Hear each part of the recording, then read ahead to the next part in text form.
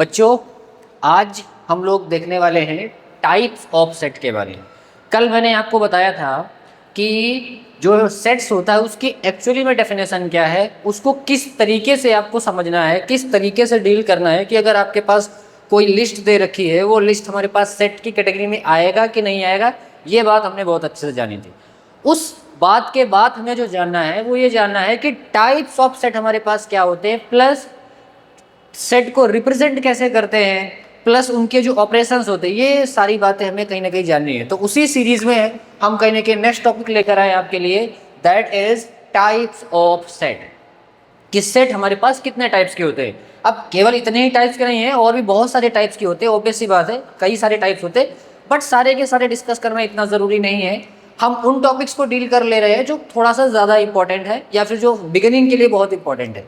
सबसे पहले बात करेंगे नल सेट के बारे में कि नल सेट हमारे पास क्या होता है। नल सेट का सीधा सा मतलब है एक ऐसा सेट, एक ऐसी लिस्ट, एक ऐसा सीक्वेंस, एक ऐसा बॉक्स या फिर एक ऐसा कलेक्शन जिसके अंदर एलिमेंट्स हमारे पास क्या आ जाए, जीरो आ जाए।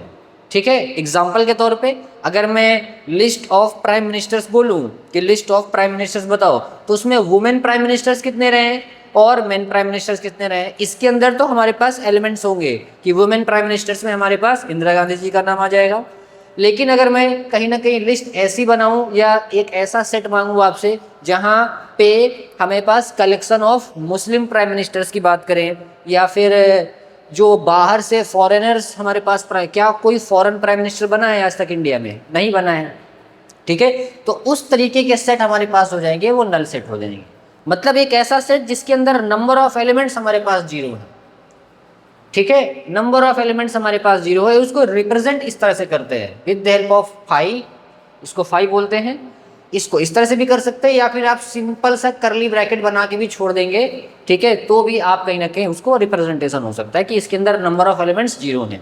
जैसे एक और एग्जांपल अगर हम ले, एग्जांपल एक ऐसा है, एक प्रकार से मान लीजिए कि एक ऐसा नंबर जो ऑड भी हो और 2 से डिविजिबल हो। क्या ऐसा पॉसिबल है? एक ऐसा नंबर जो ऑड भी हो। ऑड मतलब कौन सा नंबर होता है? 3, 5, 7, 11, 13, ये सब नंबर्स ऑड होते हैं। अब इनमें से कोई नंबर ऐसा होगा जो हमारे पास 2 से डिविजिबल होगा? बिल्कुल नहीं सर। सो उस टाइप का सेट हमारे पास हो जाएगा नल सेट। ठीक है, वो हमारे पास हो जाएगा null set. Now come to the next point, that is my equal set. अब इक्वल सेट क्या होता है? इक्वल सेट का नाम ही क्लियर है कि आपके पास कोई दो सेट होंगे, सेट ए, सेट बी। अब अगर दोनों में एलिमेंट्स भी बराबर हैं as well as number of elements भी बराबर हैं, इट मीन्स दैट सारे के सारे जो एलिमेंट्स हैं उनमें कितने पीस हैं वो तो बराबर होने ही चाहिए, प्लस एलिमेंट्स भी बराबर होने चाहिए। अगर ऐसा हमारे पास कोई सेट है तो उसे हम क्या बोलेंगे? Equal set. कहने का मतलब अगर मैं एक एग्जांपल के थ्रू आपको समझाऊं, जैसे मैंने कोई सेट ए आपके सामने लिया जिसमें हमारे पास लेट सपोज नंबर्स है 1, 2, 3, 4। एक ये सेट है हमारे पास। एक सेट हमारे पास भी है जिसको मैंने डिफाइन किया इस तरीके से कुछ लाइक 1, 4, 2, 3। तो इसमें और इसमें नंबर ऑफ एलिमेंट्स भी बराबर है और एलिमेंट्स भी बराबर है, बस आगे पीछे थोड़ा लिखे होंगे। इनसे ज़्यादा मैटर भी नहीं करता है सेट में कि नंबर्स पहले लिखे हैं कि बाद में लिखे, एलिमेंट्स होने चाहिए बस। ये थोड़ा ज़्यादा इंपॉर्टेंट होता है सेट चैप्टर के लिए। सो ये दोनों क्या हो जाएंगे हमारे पास? इक्वल सेट हो जाएंगे। क्या हो जाएंगे भाई? इक्वल सेट हो जाएंगे, बिल्कुल सीधी सी। और इसको रिप्रेजेंट तो सीधी सी बात है, आपको इस वाले साइन से ही करना पड़ेगा अगर आपको इसका रिप्रेजेंटेशन देना है कि इक्वल सेट हमारे पास क्या हो। Now come to the important point, that is finite and infinite set. ये थोड़ा इंपॉर्टेंट हो जाता है। अब फाइनाइट सेट का क्या मतलब है? फाइनाइट सेट का मतलब ये है कि हमारे पास कोई ऐसा सेट है, लेट्स अज्यूम कि जिसके अंदर एलिमेंट्स जो हैं वो हम पता कर सकते हैं कितने एलिमेंट्स हैं हमारे पास, कितने एलिमेंट्स हैं। नंबर ऑफ एलिमेंट्स अगर हम पता कर सकते हैं या फिर नंबर ऑफ एलिमेंट्स फाइनाइट हैं, तो उस केस में उस सेट का नाम होगा फाइनाइट सेट। और अगर उसके अंदर नंबर ऑफ एलिमेंट्स जो है हमारे पास वो इनफाइनाइट है, तो हम क्या बोलेंगे? इनफाइनाइट बोलेंगे। कहने का मतलब जैसे एक मैं बात करूं नेचुरल नंबर, ठीक है, नेचुरल नंबर के सेट की अगर मैं बात करूं, नेचुरल नंबर सेट के हमारे पास जो सेट होता है उसका पहला एलिमेंट होता है हमारे पास 1, दूसरा एलिमेंट होता है हमारे पास 2, तीसरा एलिमेंट होता है 3, इस तरह करके कहाँ तक ये एलिमेंट्स जाते हैं? सर ये तो इन्फिनिटी तक जाता है। कहाँ तक जाता है? इन्फिनिटी तक जाता है। इट मीन्स दैट ये वाला जो सेट है जिसमें नंबर ऑफ एलिमेंट्स ही इनफाइनाइट है, that's why it is called infinite set. Otherwise इसको क्या बोलते हैं हम लोग? फाइनाइट सेट बोलते हैं। अब फाइनाइट सेट का एक एग्जांपल ले लीजिए, जैसे a number which is divisible by 2 but less than 20, 20 से कम हो, 2 से डिविजिबल हो, ऐसी कोई प्रॉपर कंडीशन आप लगा दोगे सेट के पास, जैसे list of prime ministers, list of CM. CM भी हमारे पास लिमिटेड ही है, अनलिमिटेड तो सीएम हुए नहीं है हमारे कहीं ना कहीं सारे के सारे स्टेट्स को अगर हम मिला दें, ठीक है, तो वो सारे के सारे हमारे पास फाइनाइट सेट होंगे। अब फाइनाइट सेट में ज़रूरी नहीं कि नंबर्स 10-20 ही हों, वो 50 भी हो सकते हैं, 500 भी हो सकते हैं, 5 लाख भी हो सकते हैं, लेकिन ध्यान ये रखना है कि फाइनाइट सेट का मतलब है कि नंबर ऑफ एलिमेंट्स इनफाइनाइट नहीं है या फिर वेरिएबल्स नहीं है, फिक्स है कि भैया इतना हमारे पास नंबर है तो है। ओके, सो फाइनाइट और इनफाइनाइट सेट क्लियर हो गया। Now which is most important is subset और सुपरसेट। सबसेट का आप ऐसे समझो, सबसेट का मतलब हो गया कि जैसे सब प्राइम मिनिस्टर्स आपने सुना होगा, सब प्रेसिडेंट सुना होगा आपने, या सब इंस्पेक्टर सुना होगा, ठीक है। तो सब का मतलब ये होता है कि उसका जो अब्सेंस में जो काम करेगा। कहने का मतलब ये है कि अगर हमारे पास कोई सेट ए है, अब ये सेट हमने ए डिफाइन कर दिया था, इसको इसी को एग्जांपल लेके हम बात कर लेते। अगर मैंने सेट कोई ए ले लिया जिसका नाम हमने रख दिया, जिसके एलिमेंट्स लेट सपोज हमारे पास क्या है 1 2 3 एंड 4, ये हमारे पास क्या हो गए? एलिमेंट्स हो गए। अब कोई सेट बी आप लीजिए, ठीक है, और करना क्या है कि इसका छोटा पार्ट बनाना है, मतलब ऐसा सेट बनाना है जो इसी के दायरे में हो और इससे कम हो या इससे बराबर हो, यानी या तो भाई टाइप का हो एग्जैक्ट टू एग्जैक्ट, या तो यानी कि हमने बना दिया केवल 1 and 2 लाइक दिस। या फिर हम कोई सी सेट भी बना सकते हैं 1 2 3 नाम से, और कोई डी सेट भी बना सकते हैं जिसमें हमने पूरा का पूरा ही रख दिया 1 2 3 4, ठीक है।